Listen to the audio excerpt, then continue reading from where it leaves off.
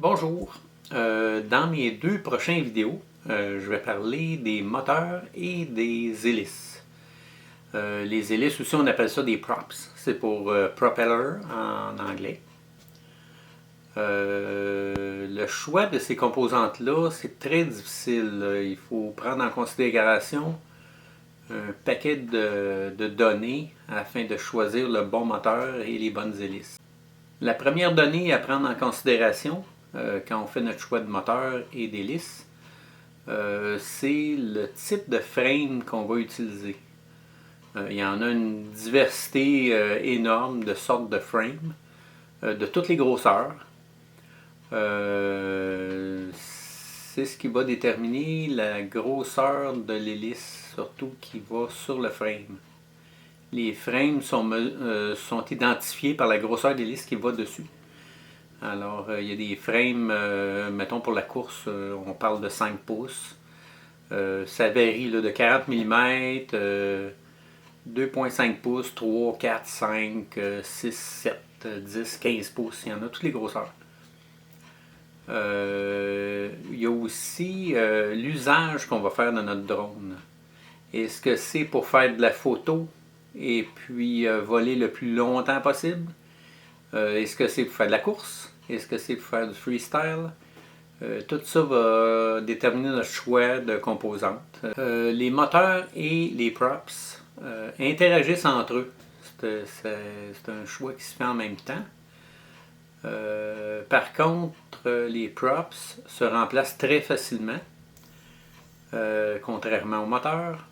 Alors, on peut acheter différents types de props, puis un coup le drone est assemblé, on peut faire des tests puis les remplacer facilement. Je vais commencer par décrire les hélices, là, les props, plus en détail, comment les identifier, quelles sortes sont disponibles. Alors, la première chose qu'on remarque quand on a une hélice, c'est la façon que l'hélice va se rattacher au moteur. Il y a différents systèmes. Dans les très petits drones, c'est seulement l'arbre du moteur qui est lisse, puis l'hélice va s'insérer à pression sur l'arbre du moteur, puis il n'y a pas de vis à rien, c'est juste la pression qui va le tenir en place. Dans les drones un petit peu plus gros, on va trouver ce qu'on appelle les T-mounts. Il y a un arbre lisse du moteur au centre. On insère l'hélice sur l'arbre. Et puis de chaque côté, il y a une vis qui va retenir l'hélice au moteur. Ils appellent ça un T-mount. Dans les hélices un petit peu plus grosses, mettons dans le 5 pouces et plus, c'est un noix au milieu de l'hélice qui va retenir le props en place. Autrefois aussi, il y avait des noix qui retiennent le prop au moteur qui étaient filés à gauche ou filés à droite. C'est pour s'assurer qu'en cas d'impact, le prop ne se défait pas tout seul. Mais on n'en voit plus de ça, c'est toute la même chose. Tout filé à droite maintenant. Si on examine de près un prop, on peut remarquer le nom du fabricant, parfois le modèle du prop, suivi de quelques chiffres. Les chiffres sur le prop vont nous renseigner sur, premièrement, le diamètre du prop en pouces, suivi du pas du prop.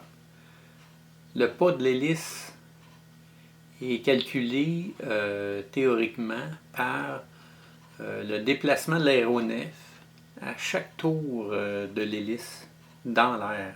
On peut un peu comparer le pas de l'hélice à la vitesse de la transmission d'une auto qui serait fixe. On a la première vitesse, deuxième, troisième. Évidemment, plus le pas est petit, plus l'hélice va faire de tours pour faire avancer le drone. Par contre, on va avoir plus de torque pour accélérer. Et l'inverse aussi, si le pas est très très grand, on va forcer plus pour accélérer, mais on va avoir une plus grande vitesse de pointe. Ensuite, sur le prop, Après les chiffres, on peut parfois lire la lettre R, ce qui veut dire reverse. Sur un drone, il y a des props qui vont tourner dans un sens. Il y en a deux qui tournent dans un sens, deux vont tourner dans l'autre. Et puis, ils vont les identifier par la lettre R, ceux qui tournent reverse du côté gauche. Le dernier chiffre sur le prop, ça va être un 2, un 3, un 4. C'est pas tout le temps le cas, mais ça va identifier le nombre de pales du prop. C'est assez clair, là, 2 pales, 3 pales. C'est pas toujours nécessaire de l'écrire, on le voit très bien. Pourquoi on voit plus souvent 3 pales que 2 sur les drones? C'est pour maximiser l'accélération du drone pour l'espace qu'on a pour mettre le prop. Un prop de 3 pales va tirer un peu plus qu'un prop de 2 pales. Il va être plus compact. Mais par contre, c'est moins efficace. On peut imaginer aussi des props sur des avions. Le prop est à la verticale. Et puis, si le prop est le diamètre est trop grand, il va toucher à terre. Alors, ils vont mettre des 3 pales pour que ce soit un diamètre moins grand, pour mettre ça plus compact. On va voir plus souvent des props 2 pales sur les drones pour voler le plus longtemps possible, les drones de vidéo. Il y a plusieurs années, quand on frappait un objet avec un drone, les props ils étaient détruits automatiquement. Quelquefois aussi, quand la vitesse de rotation était trop grande, le prop pouvait exploser en miettes subitement. Ils ont beaucoup amélioré les plastiques depuis quelques années. Puis ça, c'est des choses qui arrivent pratiquement plus. Un drone, on peut l'accrocher très souvent, puis il va redécoller sans problème. Des fois, les props vont crocher un petit peu, là, mais on peut les redresser, puis ils vont fonctionner quand même assez bien. Dans les props aussi, pour compliquer les choses, il y a différents designs de props. Les manufacturiers, des fois, vont s'amuser à faire toutes sortes de designs excentriques avec des formes bizarroïdes. On les essaye, des fois ça fonctionne bien, d'autres fois moins. Ça fait partie des choses qu'on peut choisir.